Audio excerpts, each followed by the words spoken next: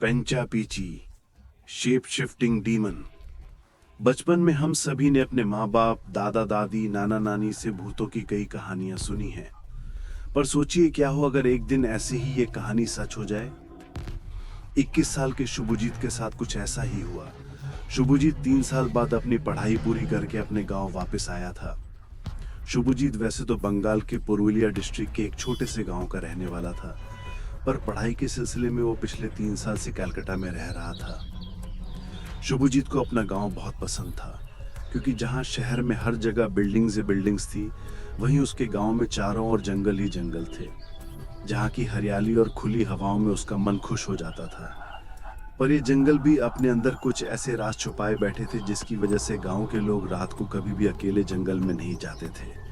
वहां की कहानियों की माने तो जंगल में एक राक्षस रहता था, जो कि लोगों की जान निकालकर उन्हें मरने के लिए छोड़ देता था।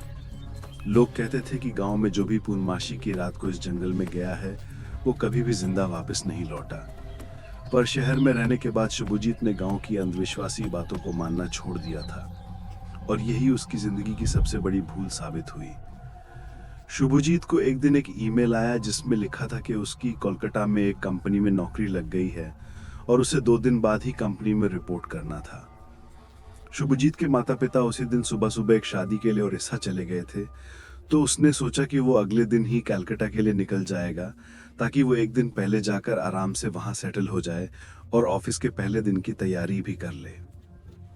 शुभजीत की गांव में आखिरी रात थी। उसने पूरा दिन अपने गांव के दोस्तों के साथ पार्टी की, और पार्टी करते करते कब रात हो गई उन्हें पता भी नहीं चला। सब ने थोड़ी पी रखी थी, तो सब लोग साथ में ही वापस घर जा रहे थे। शुभजीत के एक दोस्त मोंटी का घर बिल्कुल जंगल के रास्ते से सटा हुआ था। सब जो जैसे ही मोंटी के घर पहुंचे तो उन्होंने देखा कि शुभजीत उनके साथ नहीं था।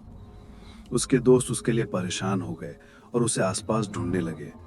पर शुभजीत को मोंटी के घर के पास आते ही जंगल से एक आवाज आई। उसे ऐसा लगा कि जैसे किसी ने उसका नाम पुकारा हो, तो शुभजीत जंगल के रास्ते उस आवाज के पीछे पीछे चला गया।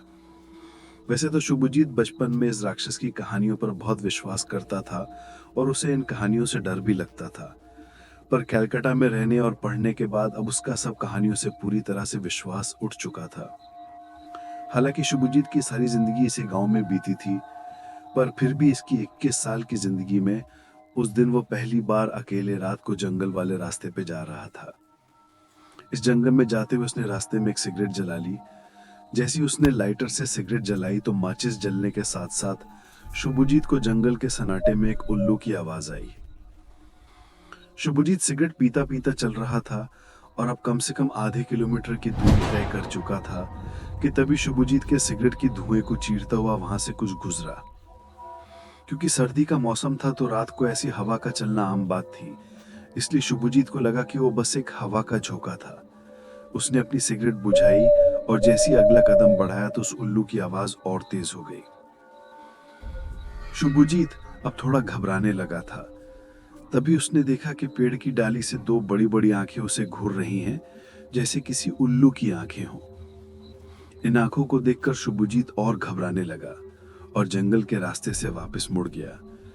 वो कई देर तक चलता रहा, लेकिन वो इस जंगल से बाहर नहीं निकल पा रहा था। जैसे जैसे वो और ज्यादा डर रहा था, वैसे वैसे उल्लू की आवाजें भी बढ़ती जा रही थी। चलते चलते उसे फिर से तेज हवा का झोंका महसूस हुआ, लेकिन इस बार शुभजीत ने अपने गाल पे हाथ लगाया तो उसके गाल से खून बह रहा था। तभी अचानक से उसे दिखा कि इस जंगल के सभी पेड़ों पर 2 बड़ी बड़ी लाल और भयानक आंखें चमक रही हैं। उसे तब याद आया कि उस रात पूर्णमासी की रात थी। अब उसे इस राक्षस से जुड़ी सभी बातें सच्ची लगने लगी थी। उसे बिल्कुल भी समझ नहीं आ रहा था कि वो क्या करे। ऐसा लग रहा था कि इस जंगल में छोटी छोटी लाल लाइट्स चमक रही हैं। वो जोरों से जंगल से भागा, और अचानक से उस जंगल में से सैकड़ों उल्लू अपनी तीखी आवाज निकालते हुए हवा में उड़ने लगे, और उसको इन उल्लुओं ने चारों तरफ से घेर लिया। शुभजीत की आंखों के सामने वो सारे उल्लू एक बहुत ही बड़े और विशाल राक्षस में बदल गए। इस राक्षस में बिना किसी उल्लू की जैसी बड़ी बड़ी लाल और भयानक दिख रही थी। इस राक्षस के दांत भी बहुत नुकीले थे। शुभजीत के इस राक्षस को देखते ही रोंगटे खड़े हो गए। उससे पहले शुभजीत कुछ कर पाता, उस राक्षस ने अपने दोनों पंजे लिए और उसने तेजी से शुभजीत को नोच डाला। तभी शुभजीत के दोस्त उसे ढूंढते ढूंढते जंगल के अंदर पहुंच गए। उन्हें शुभजीत एक पेड़ के पास गिरा पड़ा मिला।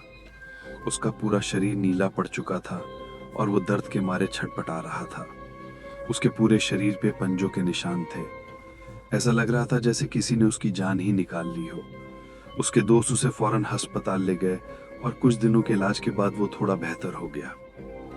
शुभजीत ने जब लोगों को अपने साथ हुआ किस्सा बताया तो सब हैरान थे। गांव के बुजुर्गों ने कहा कि वो राक्षस पेंचा पीची है, जो इस जंगल का एक ऐसा भूत था जो पूर्णमासी की रात को लोगों के जंगल में अकेले होने का इंतजार करके एक उल्लू के रूप में आकर अपने शिकार का पूरा खून चूस लेता था।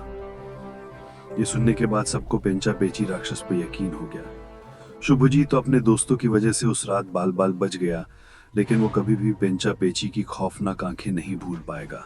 वीडियो को लाइक करें, शेयर करें और चैनल को सब्सक्राइब करें। देखते रहिए हॉरर कीटोस।